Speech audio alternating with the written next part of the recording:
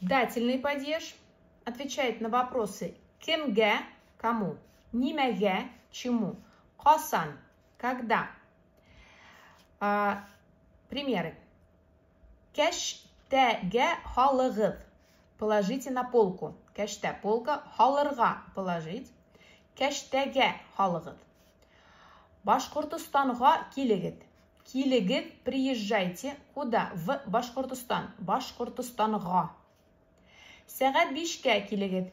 Приходите в 5 часов. Либо к 5. Сәгать – часы, биш – 5. Приходите. Приходите в 5 часов. Исходный падеж в башкирском языке отвечает на вопросы кайдан – откуда, кимден – у кого, от кого, нименен – из чего, и оформляется аффиксами нан, нен, дан, ден, дан, ден, тан, тен. Примеры. Үфүнен килдим.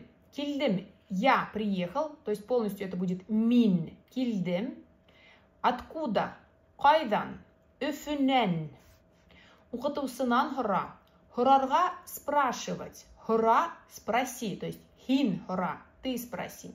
У кого? У учителя. Укытуусынан. Хүтті хыуыткастан алығыз. Возьмите молоко из холодильника. Хыуыткыстан. Алырга брать. Хүт молоко. Что? Хүтті. Хыуыткыстан. Хыуыткыс холодильник. Из холодильника. Хыуыткыстан алығыз.